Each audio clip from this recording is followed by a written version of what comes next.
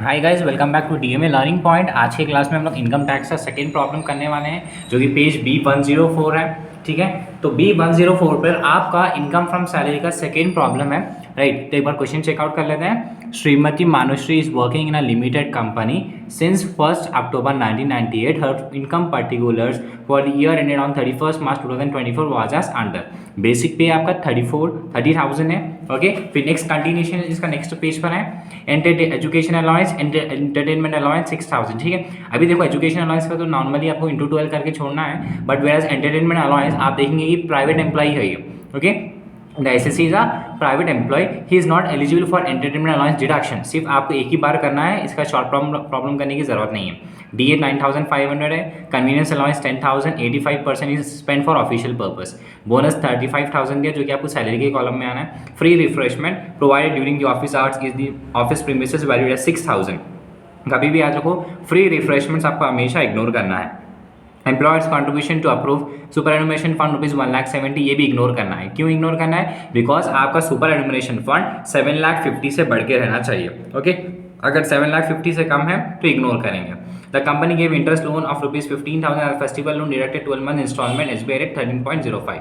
सी interest कितना है यहाँ पे 15। ओके, जो भी इंटरेस्ट ऑन लोन रहेगा 20,000 से बढ़ के रहना चाहिए। If it is less than 20,000 it will be tax free purposes. ठीक है, इसको इग्नोर करना है। 20,000 से बढ़ के रहा तो ये आप कैलकुलेट करेंगे।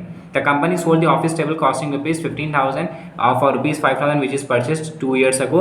During the previous year the company paid telephone bill of the residents 78,000 and reimbursed the 65 medical expenses spent in a recognized। ठीक है, पहले देख लो यहाँ पर टेलीफोन बिल। कभी भी याद रखिए टेलीफोन बिल आपका क्या है, टैक्स फ्री परक्विजिट है, इसको हमेशा आप इग्नोर करेंगे। साथ ही साथ यहाँ पर बोल रहा है मेडिकल एक्सपेंसेस, तो मैं आपको बताया था मेडिकल एक्सपेंसेस अगर रिकॉग्नाइज हॉस्पिटल आया तो इग्नोर करेंगे, अनरिकॉग्नाइज आया तो कंसिडर करेंगे।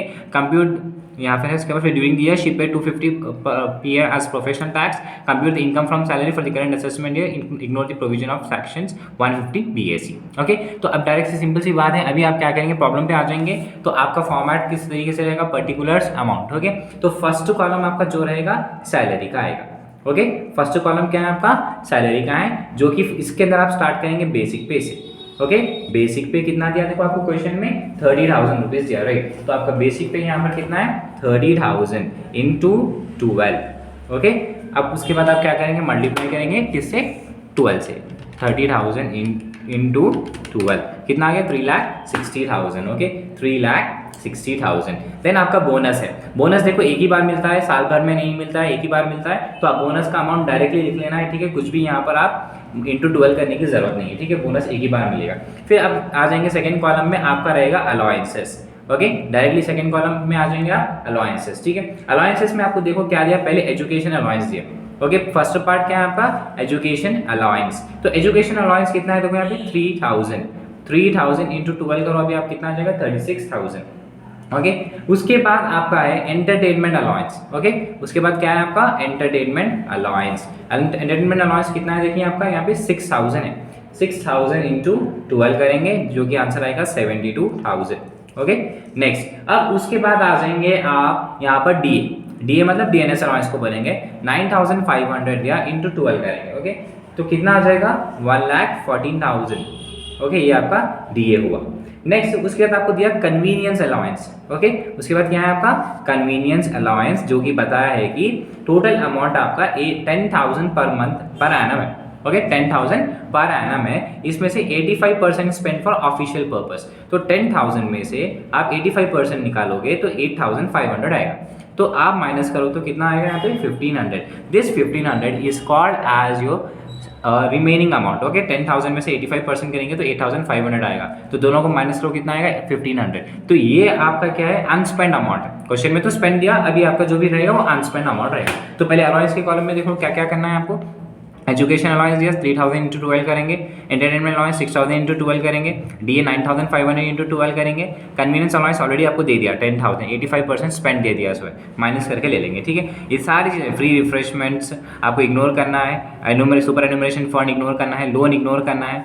ओके, फर्नीचर आपको लेना है गाइस, हमेशा हर प्रॉब्लम में आपको फर्नीचर कंसिडर करना है, बट यहाँ पर आपको क्या है, फर्नीचर में वर्किंग नोट रहेगा। तो फर्स्ट चीज़ आप लिख लो परक्विजिट्स। ओके, परक्विजिट्स मतलब एडिशनल बेनिफिट्स को बोला जाता है। तो अब परक्विजिट्स के अंदर आप देखेंगे फर्स्ट पार्ट आपको एक ही है, फर्नीचर है। ओके, फर्स्ट क्या है आपका फर्नीचर दिया हुआ है। सी फर्नीचर के लिए आपको वर्किंग नोट करना है, तो ऑफिस टेबल बोल के बोला है। ओके, ऑफिस टेबल कितने का बोला है, देखो 15,000।